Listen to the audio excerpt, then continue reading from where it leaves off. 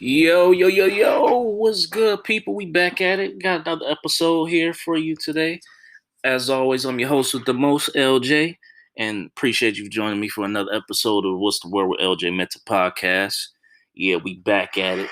We back at it again, but not like Slim Shady. We just back at it again. You feel me? That was kind of corny. I'm not gonna ever do that shit again. But yeah. Anyway, we back at it. Yeah, it's your boy LJ here again. Another episode again, and yeah, it's been a very interesting week.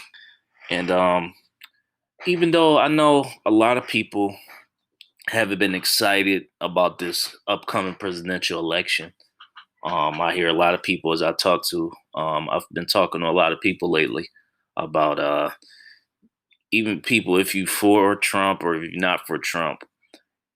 A lot of people are just running want into anybody but Trump. It's basically been an anti-Trump uh, focus for a lot of people that I've talked to because we want to get him out the White House. But at least we got some positive news, I would think, and I think a lot of people were expecting him to do was to bring on a black female as his VP, vice president. And he's just officially done that. He's chosen Senator of California, Kamala Harris, which is a lot of people were hoping he would do. I'm proud he's done that. And congratulations to Kamala Harris. And go out there and vote, people. We need to vote. And regardless of what your political view is, I think even some smart Republicans don't even want Donald Trump. Like, I mean, yeah, we got to get this dude out the White House. Even if you're not for Joe Biden, at least do it for yourself and Kamala Harris. And whatever your political views are, go out there and vote. I encourage you to vote. I'm registered to vote, and so I will be exercising that right on November 3rd.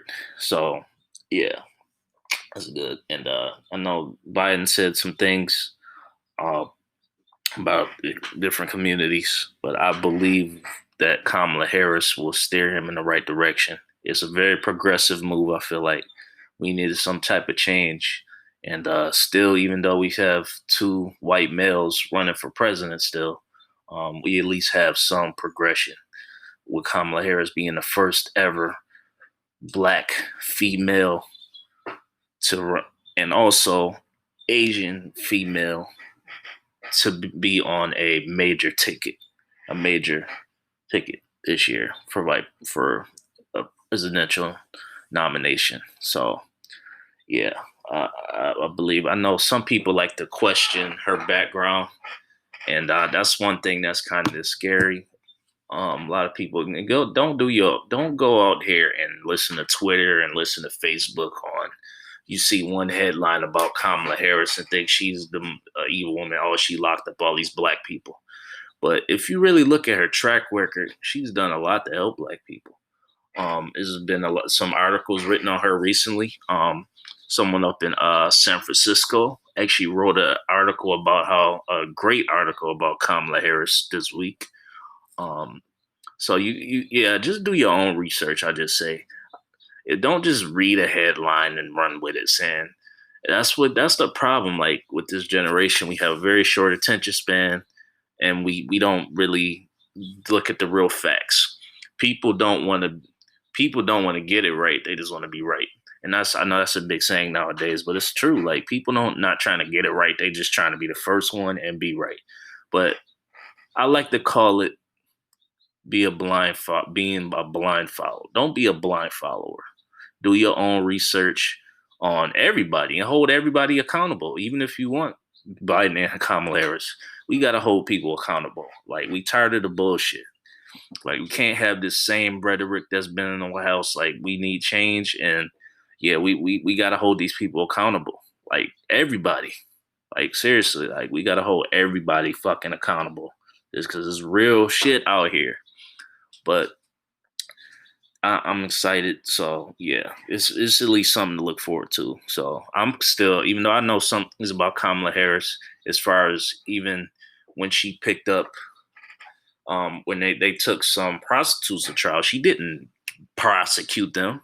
She actually took them to get help, like got help for them. Like that's what thing that people don't point out about her track record. So there's great things, and she just wasn't just randomly prosecuting a lot of black people. Like that's not what her goal was. So yeah, I encourage everybody to do your own research about her and about Joe Biden as well. I mean, everybody. So yeah, go out there, vote, get it done. Let's get it cracking. So yeah, just had to get that off my chest right quick. Now let's get into. So the word of the week is going to be growth, and the reason why it's growth is because go into a couple of things that it tells that. For one, I'm not sure who's been watching this documentary on BT, Master P, No Limit documentary, the No Limit Chronicles. It's broken down into 5 episodes. The first 4 episodes have already aired, and I believe the fifth one airs tonight. This is West Coast time. We're doing this at about 7 o'clock, a little after 7 here on the West Coast. It might have already aired on the East Coast already. I think it airs at 9 p.m. out here. So if you might have already seen it. I'm not sure, but the first 4 episodes were dope. They were amazing, and it was some things I already knew about Master P and No Limit, but there was a lot I didn't know. And I think there's a lot of growth there, starting from where he came from, and it's a lot of success stories as growth. But Master P had real major growth from where he started, coming from the hood, the projects of New Orleans, the Calliope. I heard of those projects. Never been in New Orleans, but I've heard a lot of different things from people from New Orleans and watching documentaries about New Orleans. I've heard about the Calliope and how grimy and rough it is there. But seeing him come from that, with being around the drug game and being around all these dangerous people, the police, and one of the stories in there, which was crazy, is and he talked about rolling dice with his homeboys, and these dudes pulled up with guns, and they took off. Master P and his homie took off running. They busting shots at him and his homeboy, at Master P and his homeboy. Not one shot hit him, but his boy was laid out, and I just thought that was crazy, because he could have died that night, and obviously, and he said that God had a different plan for him in another incident that happened. But it just shows you that his determination and his drive.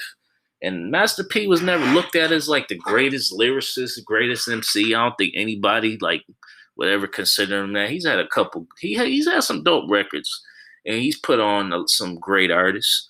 He's put a lot of people on, but I think across the world, he's known as a great businessman, and you can see why as broken down in there.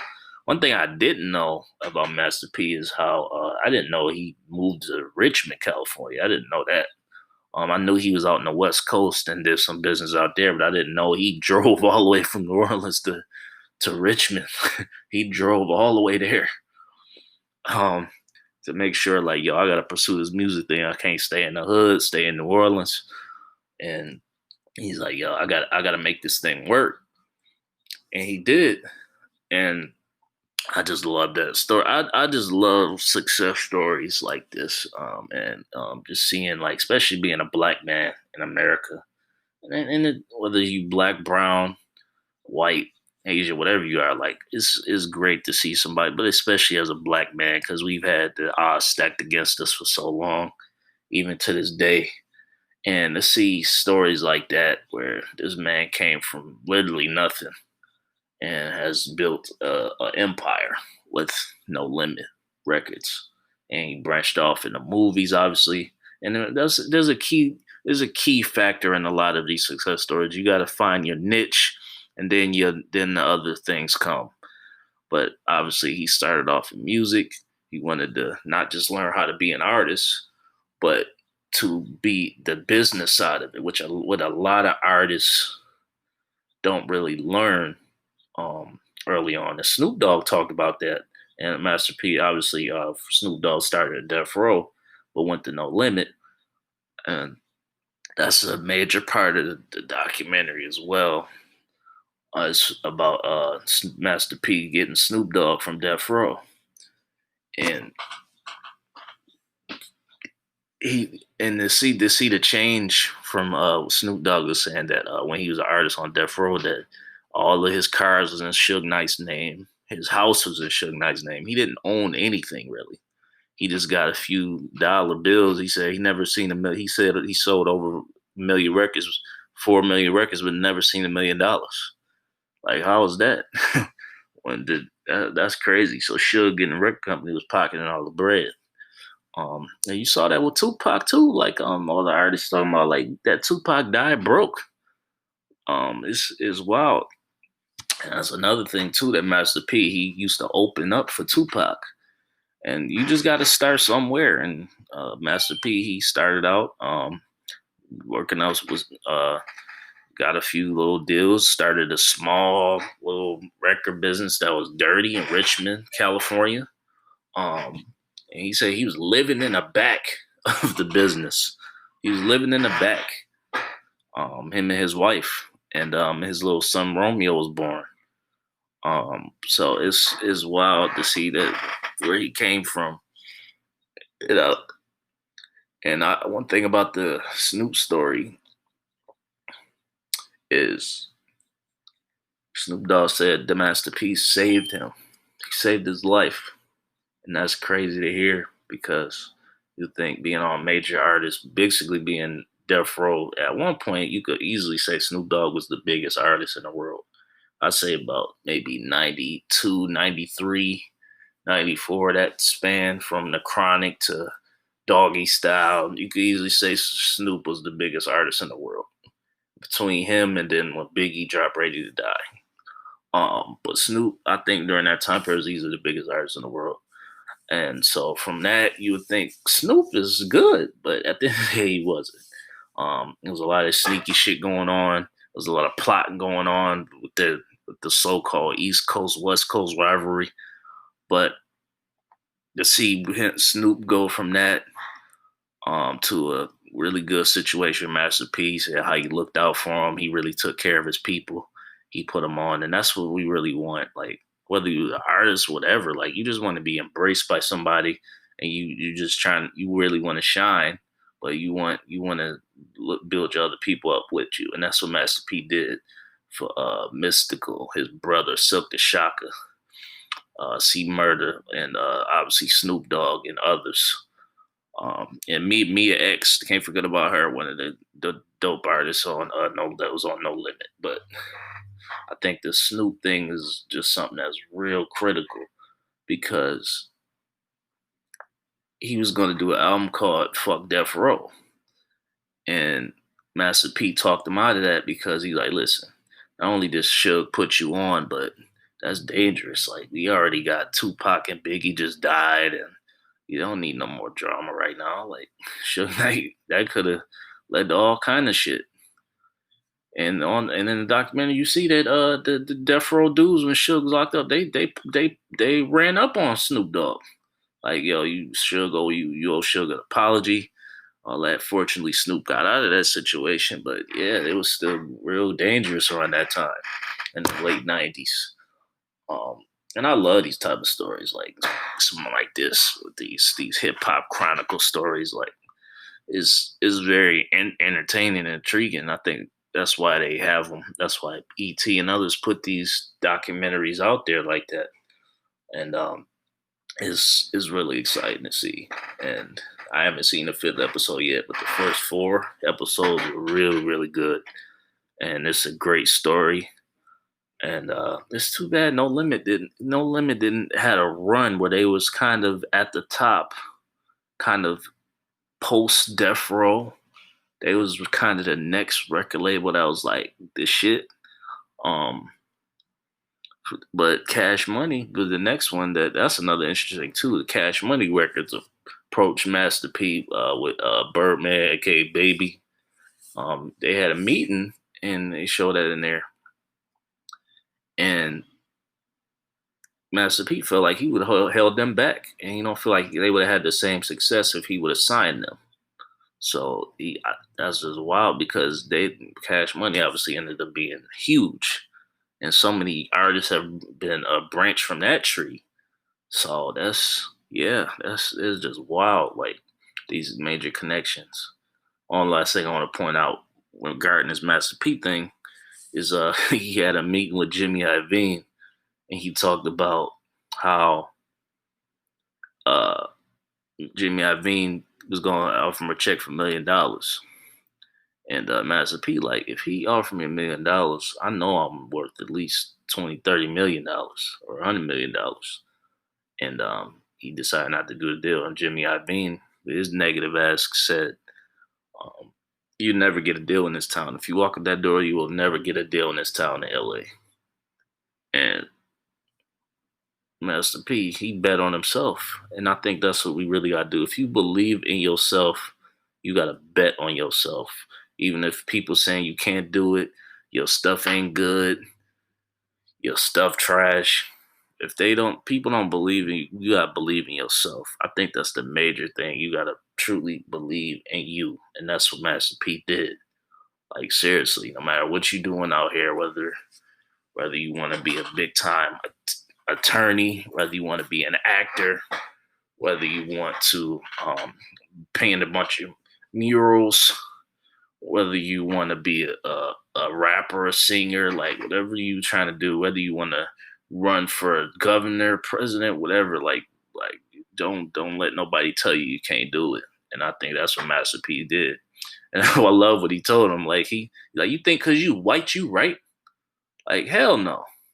I love that. I'm gonna use that one day too. I love that he said that. I'm definitely gonna use that one day. You think because you white, you right? Hell no. So, but yeah, I think that's a dope story, the Master P thing, and it's another documentary that I'm definitely looking forward to seeing. That's gonna air after that is the Rough Riders uh docu series that's coming up, Rough Riders Chronicles, which is also gonna air on BET. So I'm looking forward to that. I can't wait. But yeah, you see the growth in that. Another thing too about growth, The Rock. I wanted to talk about this again. I know I touched on it a little bit last week about his The Rock buying the XFL, but I wanted to dive a little deeper into that because when you look at how The Rock started, I remember when he said, because The Rock was my favorite wrestler growing up. And I listened to some of his interview. I heard him talk about how before he entered pro wrestling, and because he started off, he was going to be a football star. He went to college. He played for Miami, the Hurricanes, and I know. I think I don't remember what happened, but I remember he said before he became a wrestler, he was so broke that he only had $7 to spend on the meal. Um, he met with Jim Ross, one of the guys at WWE. He was so broke, he only had $7 in his pocket before he got his debut in wrestling.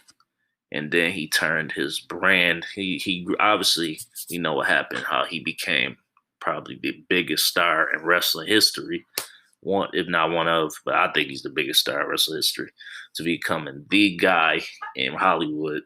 He basically where Will Smith was about 10 years ago. That's where The Rock is right now. He got all the major blockbuster roles. Not the shit on Will Smith at all. This is definitely not a shot at Will Smith, because Will Smith is a legend.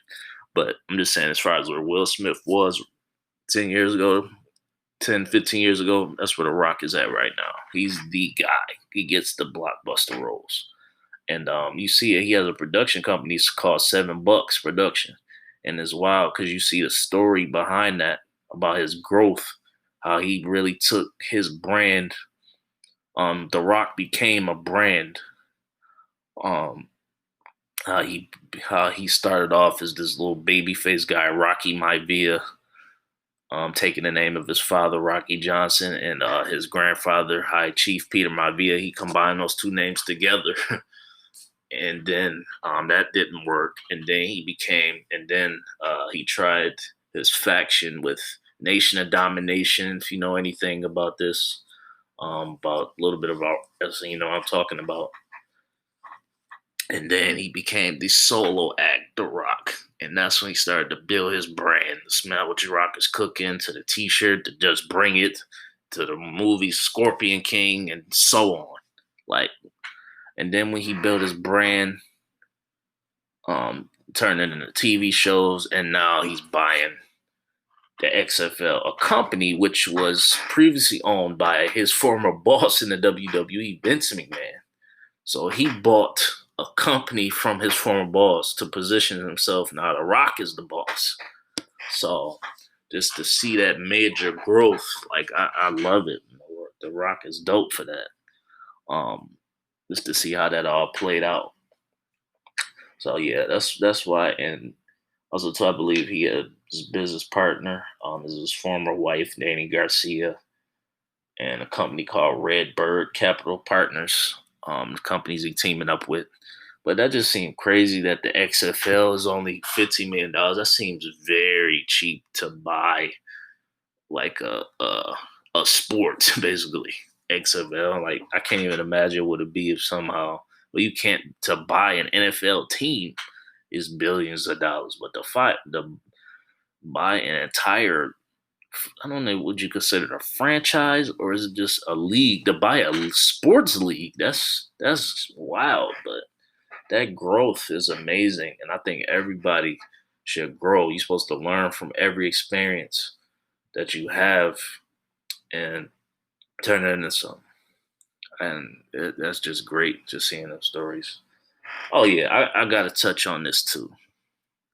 What's up with y'all, man? And giving these, what's up with y'all complaining about this song WAP? What's up with y'all? I'm seeing so many people moan and cry about how toxic and how bad this song is by Cardi B and Megan Thee Stallion. Like, personally, I love this song. Like, I think this song is amazing. It might be a little raunchy and it's sexy as the video is creative as hell. It's not just sexy, but the video is super creative. Like, I just love how it start off. And I just don't get it why people waited till this song came out to really say, "Oh, where are the females that have they're uplifting women or complaining about Cardi saying, "Oh, I don't cook, I don't clean, but at least I got this ring." Or Megan Thee Stallion talking about having dudes pay her tuition and talking about if a dude eat her ass, he's a bottom feeder. That line was crazy. But I don't know why people took this song and turned it into something crazy. Like I don't get it. Like I really don't get it. And then people, some of y'all hypocritical too, because you're gonna say you want women to rap about or sing about more uplifting, positive stuff, but I don't hear nobody screaming about Rhapsody. The stuff you look, if you was really looking for that, you will be banging out Rhapsody right now, like talking about, oh, Rhapsody is dope, and I don't hear none of y'all talking about that. And Rhapsody is a dope artist. Like Rhapsody is nice. She can spit, but every woman doesn't have to be the same. And obviously, like, and when you look at it, you think like maybe it's some of the people too young, um, to know like, oh, when women have been rapping like this for years. But it's some older people that have said that too, like acting like Little Kim and Foxy Brown have had songs just as, if not much worse. Actually, that song WAP, or what it stands for, Wet Ass Pussy. Um, that song is actually child's play compared to what Little Kim and Foxy Brown, and even just keeping it just women, like because obviously you had males like groups like Two Live Crew, who was crazy, talk wild, and even more recently like Little John, the East Side Boys, Get Low, and uh, even like for years, Biggie didn't talk about some wild stuff, and it's crazy. But even just women, like this has been around for years. Little Kim was kind of the blueprint for this type of artists with women taking control of their sexuality and make it into a dope song. So this is not new. WAP is not a new type of record. I don't know why y'all make it is. Have you ever heard the song How Many Licks by Little Kim? You should go search that song right now. Wherever you get your music, you should go listen. If you think WAP is problematic, you should go listen to that song. Yeah, it's just as crazy, more. Wow. So yeah, I don't get it, man. Y'all tripping. I think the record is dope. So y'all need to get off y'all high horse and stop bitching and complaining, man. Like for real. Like I don't. I'm convinced that some people, not everybody, because everybody not on that shit, but a lot of people just love to just find something to complain about, and I think y'all just need to get a hobby instead of complaining. You need to shut the fuck up and find something good to do. Like for real. Let's just be all the way real about this shit. That's all I gotta do. We gotta keep it real about this. Y'all need to shut the fuck up and find something to do. Seriously, instead of complaining about WAP when there's way more fucked up shit going on out here. Shut the fuck up, find something to do, and go listen to that song Lil Kim How Many Licks and yeah. But yeah, I don't see the problem with it. But yeah, even a little bit. But yeah, back on this growth thing, just to seeing like even take just looking at myself, like just seeing where I come from, where I started coming from the east side of Buffalo, New York. You never been there, that like that's the hood in Buffalo. Like just seeing where I came from and different places I've been and how I experienced. Like I didn't, and it's not even a shot at anybody, but I didn't really know any white people until I moved away. When I turned 17 and moved to Pennsylvania, um, I didn't really know any white people. I mean, I've seen them out and stuff, but I didn't really know like too many white people. I had no white friends. Not that I was trying to avoid them. I just didn't see them around. But I'm always gonna ride for my black people. I'm always gonna do that no matter what. But I just never seen them, and I started to get acquainted with different people when I realized that when I moved to Pittsburgh, Pennsylvania, I started to know had an Asian friend, had some white friends I'm still cool with to this day. Like I can hit them up right now, we still cool.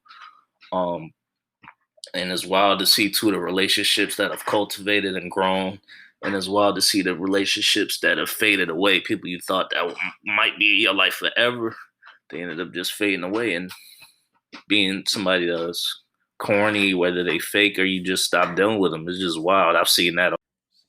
Yeah, with so-called friends and people you thought, and yeah, it's just crazy how something manifests into your life and some things how they just disappear and fade away. But yeah, I noticed the change when just seeing the growth from when I was in Buffalo to moving to Pennsylvania, going to school out there, to graduating to almost being homeless.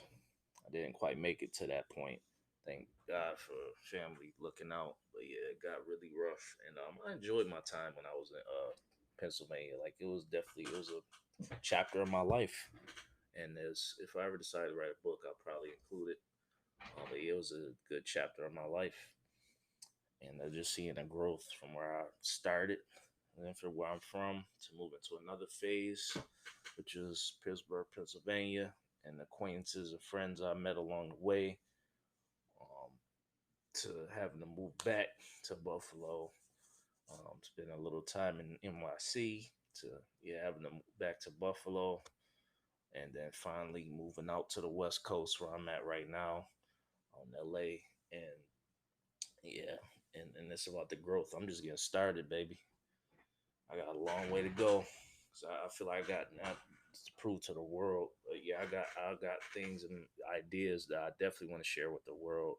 I want to help bring other people up as well. Um, but yeah, I got a long way to go. And it's not about this. Proving something to myself first, which is what I want to do. I got something I feel like I got to prove to myself to get things way out. I want them to, and I really definitely believe that's gonna happen. And I believe in myself, and that's what it's all about. People, you gotta believe in yourself. Don't listen to people doubting you. Don't listen to people saying, "Oh, you can't do this or do that." You gotta believe in yourself, and at times it can be hard because I know a lot of people. Some people struggle with depression and down on themselves, but I'm here to tell you, if you out here listening to that and and you suffer from depression or you not feeling too good about yourself, I'm here to tell you that you can change your outcome. And that's not just no cliche shit that I'm saying. It's some shit that I really, really believe. And I want to help bring people up with me. I really do. I got a long way to go, but I want people to join me in this journey and achieve what you feel like you want to achieve in this world. And I think next episode, yeah, we're gonna get into how you can start a business. I'm gonna get into a little bit of that and maybe talk about some of the businesses and entrepreneurs that I know. I'm gonna dive into that a little bit next week, along with some other topics. Because that's how we do it on the show. We got a main topic we're gonna talk about, and then we go into other details as well. So that concludes another episode, yeah, of What's the World with LJ Met the podcast. And as always, I'm your host with the most, LJ, and I'm out.